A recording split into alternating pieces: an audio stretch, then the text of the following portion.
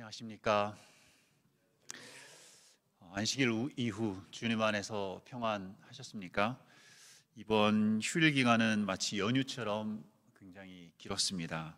오랜만에 가족들과 함께 더 많은 시간을 보낼 수 있는 여유가 있었던 기간이었던 것 같습니다.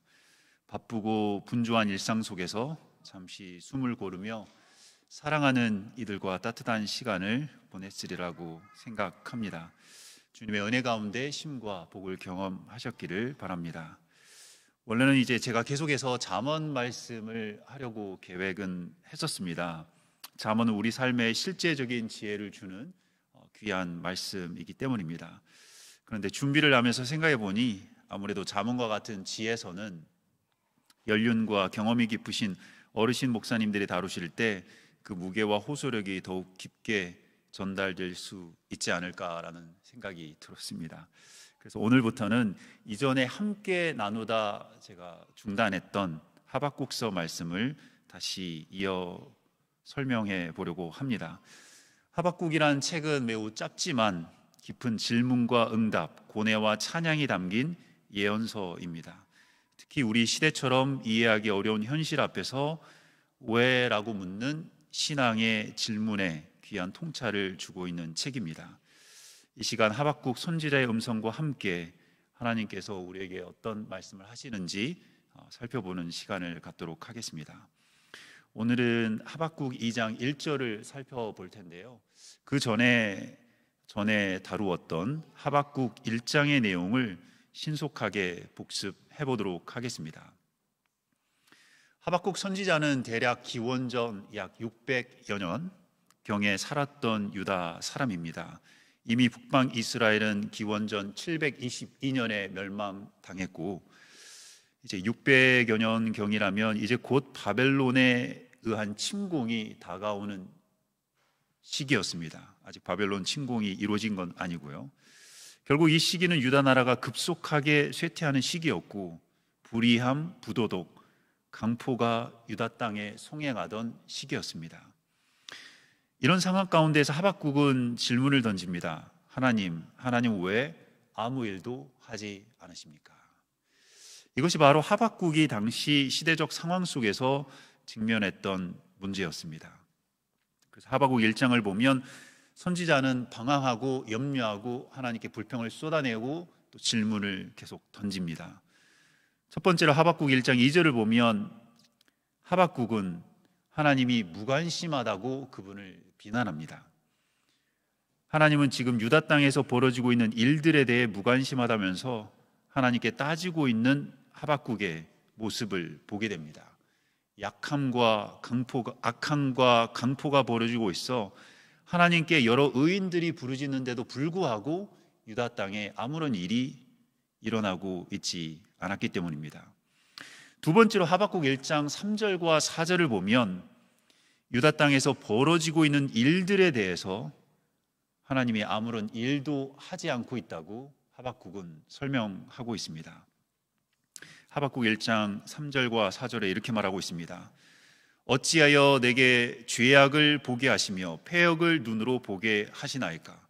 겁탈과 강포가 내 앞에 있고 변론과 분쟁이 일어났나이다.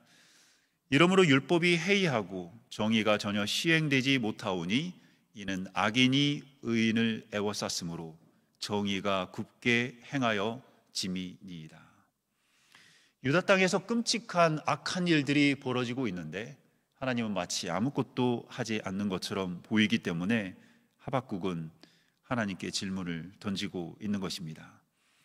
하박국 선지자는 하나님께 깊은 고뇌를 토로하며 응답을 기다렸습니다. 그런데 1장 5절과 6절을 보시면 하나님께서 주신 응답은 오히려 더 큰 혼란과 고민을 불러일으켰습니다. 하나님의 계획을 하박국이 이제 알게 되는데 그 하나님의 계획은 그 악한 유다 땅을 징계하는 데 있어서 악한 유다보다 더 악한 바벨론을 통해 그분의 백성을 징계하신다는 하나님의 계획이 밝혀졌기 때문입니다. 이것은 하박국에게 도무지 받아들일 수 없는, 이해할 수 없는 모순처럼 보인 부분이었습니다. 아니 어떻게 하나님께서 유다보다 더 악한 바벨론을 사용하셔서 유다를 징계하시는가? 하박국은 이해할 수 없었습니다. 이 장면에서 우리는 깊은 절망의 골짜기에 서 있는 하박국 선지자를 만나게 됩니다. 그의 고민은 단순히 개인적인 것이 아니라 하나님을 향한 진실한 질문과 신앙의 갈등을 담고 있습니다. 이것은 우리 또한 이해하기 어려운 하나님의 계획과 맞닥뜨릴 때 경험하는 혼란과 비슷합니다. 이제 하박국 2장부터 하나님께서 혼란과 의문 가운데 빠진 하박국을 어떤 방식으로 더 깊은 믿음의 자리로 이끌고 계시는지를 살펴보도록 하겠습니다. 다 같이 하박국 2장 1절입니다. 하박국 2장 1절, 내가 내 파수하는 곳에 서며 성루에 서리라. 그가 내게 무엇이라 말씀하실는지 기다리고 바라보며 나의 질문에 대하여 어떻게 대답하실는지 보리라 라고 말하고 있습니다. 마음이 여유로울 때 기다리는 것은 어렵지 않습니다. 그리고 일이 잘 풀리고 있을 때 기다리는 것도 어렵지 않습니다. 미래에 대한 전망이 밝을 때 기다리는 것도 어렵지 않습니다. 지금 우리에게 일어난 일들이 우호적일 때, 또 내 주변 사람들이 내게 친절할 때, 그럴 때 기다리는 것은 쉽습니다. 그러나 하박국의 상황은 전혀 그렇지 않았습니다. 하박국의 마음이 여유로울 수가 없었기 때문입니다. 하박국이 생각하는 것처럼 모든 일들이 순순히 풀리고 있지 못했습니다. 하박국에 있어서는 악한 유다 백성들이 징계받지 않고 지나가는 장면도 이해할 수 없었고, 또한 더 악한 바벨론이 와서 그 유다를 징계하는 것도 이해할 수 없었습니다. 그리고 바벨론이 존재하는 한 유다의 미래에 대한 전망은 당연히 밝을 수 없었습니다. 하나님이 이스라엘보다 더 악한 바벨론을 사용하셔서 이스라엘을 심판하시는 광경을 보면서 하박국은 이해하기 힘들어했고 받아들일 수 없었던 것입니다. 의와 공의의 원칙으로 세상을 통치하시는데 왜 하나님께서 그렇게 하실까? 왜 하나님은 이스라엘보다 더 악한 자를 그분의 도구로 사용하실까?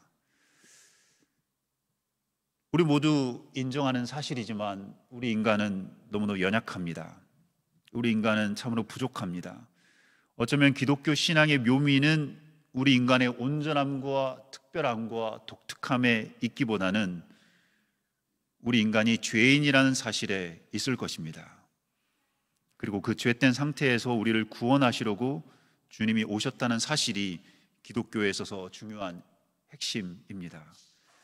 아무리 우리가 높은 직위에 오르고 사람들로부터 칭찬을 받고 존경을 받더라도 연약하고 부족한 인간이라는 그 자각이 사라지는 순간 어느 누구라도 심지어 계시를 받던 선지자라고 할지라도 무너지는 모습을 우리는 성경에서 보게 됩니다. 우리가 놓치지 말아야 할 사실은 하박국은 선지자였습니다. 하나님의 비밀을 알고 있는 자가 선지자입니다. 선지자는 계시를 보는 자이고 하나님으로부터 직접 말씀을 받아 그분의 백성들에게 전하는 자들입니다. 그런데 하박국은 자신 앞에 일어나는 상황을 이해할 수 없었습니다. 일반 사람이라면 자신이 선지자도 아니니 모르겠다, 그렇게 넘어갈 수도 있었을 것입니다. 그러나 선지자였기에 당혹스러움은 더 컸던 것입니다. 바로 이 상황에서 하박국 선지자는 선지자였지만 이해할 수 없는 그 상황 속에서 방금 우리가 하박국 2장 1절에서 확인하였듯이 그는 기도했습니다. 그리고 하나님의 응답을 기다렸습니다. 하나님께서 말씀해 주시기를 기다린 것입니다. 우리가 다니엘서를 보면 다니엘도 마찬가지였습니다. 미래를 보았고 앞일에 대한 계시를 보았던 선지자, 구약의 예언서를 기록한 다니엘, 그런 놀라운 특권을 받았던 다니엘 역시 자신이 보았던 모든 것들을 이해하지 못해 기절했고 그 부분을 이해하게 해달라고 하나님께 기도를 드렸습니다. 또한 지금 포로로 잡혀와 이국 땅에 살고 있는 자신의 백성을 보면서 그리고 그 백성이 예레미야의 예언에 따라 이제 곧 돌아가야 하는 상황에서 제발 주님의 뜻이 이루어 달라고 기도했던 것입니다. 선지자입니다. 주님의 말씀을 모르는 자들이 아닙니다. 출애굽의 역사를 모를 리가 없습니다. 하나님께서 그분의 백성과 언약을 맺었다는 그 중요한 역사적 순간을 모를 리도 없습니다. 하나님께서 이스라엘 백성들을 어떻게 구원하셨는지 그 역사를 모를 리도 없습니다. 하박국과 같은 사람이 모세오경의 내용이나 사사기의 내용이나 역사서의 내용을 모를 리는 없었을 것입니다. 하박국은 선지자로서 하나님의 말씀을 대변하는 사람으로서 하나님의 말씀에 대한 지식과 하나님 백성에 대한 지식은 충분히 있었을 것입니다. 그러나 그 모든 지식이 있다고 해서 하나님의 뜻이 이루어지겠지, 하나님이 알아서 하겠지 라고 생각하며 잠잠히 있지는 않았습니다. 아무리 우리가 욥의 이야기를 알더라도 막상 욥처럼 심각한 재난을 경험하면 그냥 하나님께 다 맡기지는 못합니다. 욥처럼 우리 역시 하나님께 따지게 됩니다. 하박국은 하나님께 간청했습니다. 하나님께 호소했습니다. 그리고 하나님과 변론합니다. 하나님 왜 이러십니까? 하나님 어떻게 그렇게 하실 수 있습니까? 하나님 왜 악한 바벨론이 악한 유다를 징벌하도록 허용하십니까? 하나님, 우리 백성의 운명은 어떻게 되는 것입니까? 하박국은 기도로서 자신의 불평을 쏟아내고 하나님의 대답을 기다렸던 것입니다. 우리는 의심을 품어서는 안 되겠지만 의문을 가져야 할 것입니다. 왜, 어째서라는 생각은 우리로 하여금 더 깊이 삶에 대해 고민하고 하나님에 대해 더 많이 생각하도록 만들기 때문입니다. 주고받는 대화와 토론의 과정을 통하여 우리 자신이 성장하고 하나님에 대한 이해가 더 깊어집니다. 우리가 삶을 마주할 때, 삶을 살아갈 때 우리에겐 끊임없이 어떤 새로운 상황이 생겨나게 됩니다. 그 상황은 우리로 하여금 하나님께 질문을 드리게 만드는 것입니다. 그래야 말씀을 찾게 되고 또한 기도가 나오기 때문입니다. 하박국은 단지 하나님에 대해서 말하고 있지 않습니다. 하박국서를 보면 선지자는 하나님에 대해서 말하는 게 아니라 하나님과 말하고 있습니다. 그분과 직접 말하고 있는 것입니다. 선지자는 자신이 가진 모든 문제들을 가지고 하나님께 직접 기도를 드렸습니다. 하나님께 기꺼이 자신의 이야기를 나누었던 것입니다. 하나님과 말하고자 하는 마음, 자신의 어려움을 주님께 기꺼이 말하고자 하는 마음, 이것이 어쩌면 신앙의 핵심이지 않을까요? 실제로 구약에서 모세는 하나님께 나아가기를 주저하지 않았습니다. 또한 비슷한 시기에 살았던 예레미야 역시 하나님께 자주 항변했습니다. 예레미야 12장을 보면 예레미야 역시 하박국처럼 여호와 하나님께 질문을 던집니다. 예레미야는 선지자로서 하나님의 뜻을 전하지만 동시에 백성과 함께 고난을 겪는 당사자로서 하나님께 항변합니다. 실제로 구약에서 참된 하나님의 백성은 하나님께 항의하고 투덜거리고 항변하는 자로 자주 등장합니다. 그 이유는 하나님은 살아계시고 창조주이시고 구속주이시고 모든 것을 하실 수 있지만 하나님의 역사가 가시적으로 눈에 보이게 보이지 않았기 때문입니다. 하나님이 자주 숨어 계시는 듯이 보이기 때문입니다. 우리의 기도에는 현실, 우리의 현재 상황에 대한 인식이 굉장히 중요한 역할을 담당하고 있음을 알 수 있습니다. 그런 인식이 있었기에 하박국은 하나님께 질문과 불평을 쏟아낸 것입니다. 하박국 2장 1절에 하박국은 파수하는 자리에 선다고 말하고 있습니다. 파수꾼은 성벽 위나 요새 탑에 서서 적의 동태를 가장 먼저 포착하여 내부에 알림으로써 그 주민의 생명과 안전을 지키는 것이 그들의 임무였습니다.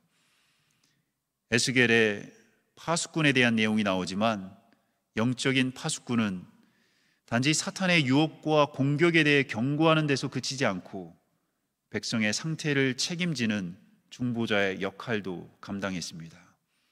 선지자는 영적인 파수꾼이었습니다.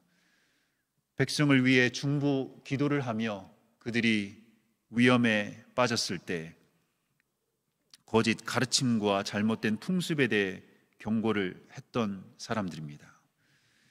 하박국은 파수꾼처럼 깨어 기도하면서 하나님의 응답을 기다리고 있었습니다.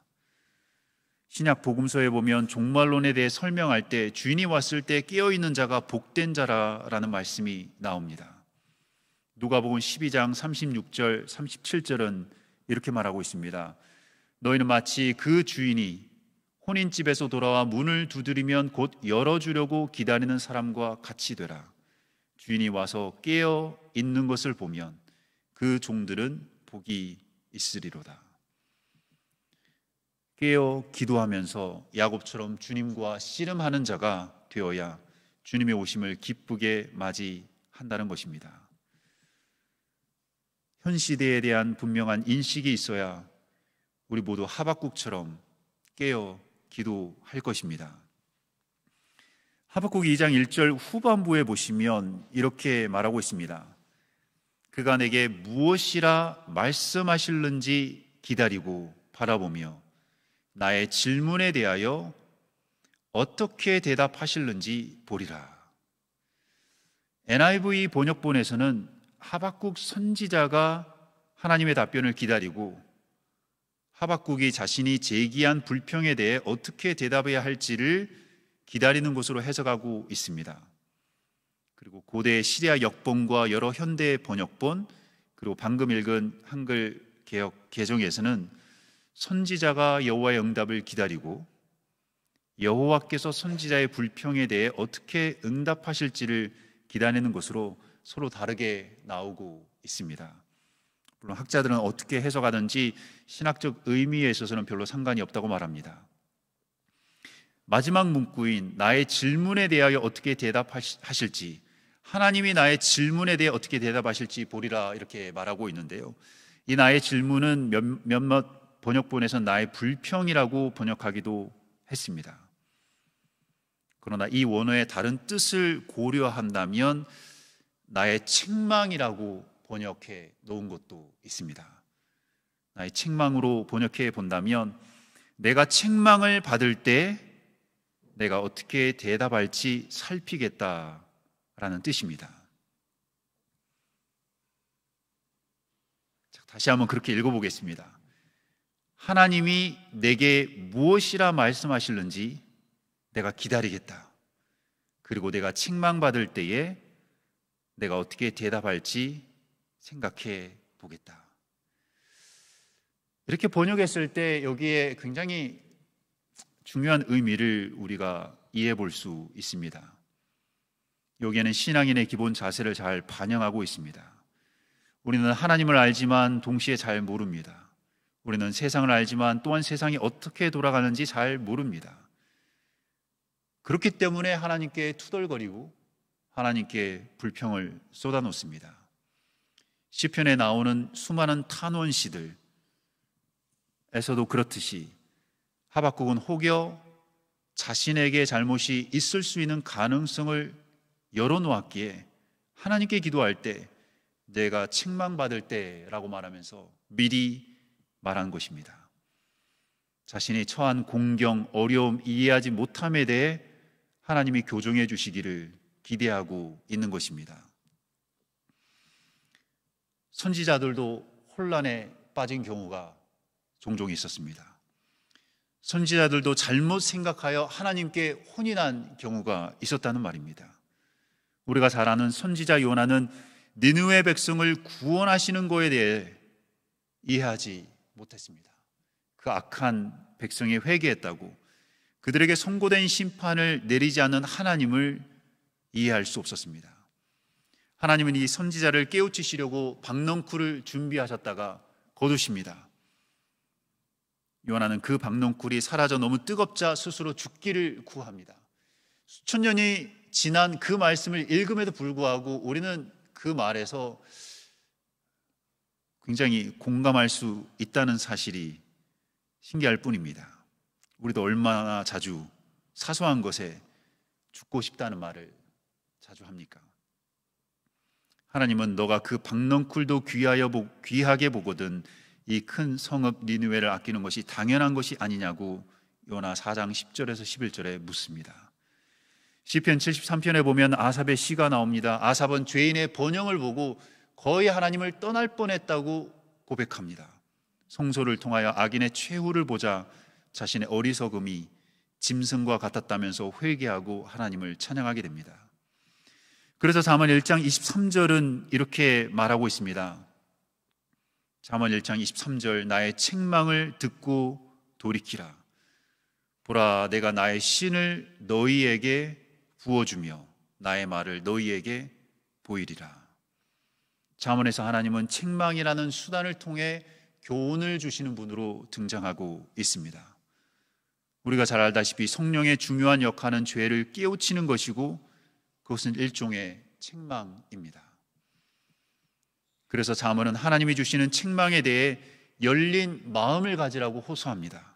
그렇지 않으면 악의 길로 가게 되기 때문입니다. 그 다음 구절인 잠언 1장 24절과 25절은 이렇게 말하고 있습니다. 내가 부를지라도 너희가 듣기 싫어하였고 내가 손을 펼지라도 돌아보는 자가 없었고 도리어 나의 모든 교훈을 멸시하며 나의 책망을 받지 아니하였은즉. 그리고 그 이유를 보면 하나님이 주시는 책망을 거부하는 자가 받게 될 최후 운명을 설명하고 있습니다. 혼나는 것은 중요합니다. 죄가 만연하고 좋지 못한 풍습이 여전히 존재하기 때문입니다. 히브리서 12장 6절은 주께서는 자기가 사랑하는 사람을 꾸짖고 나무라신다고 말하고 있습니다.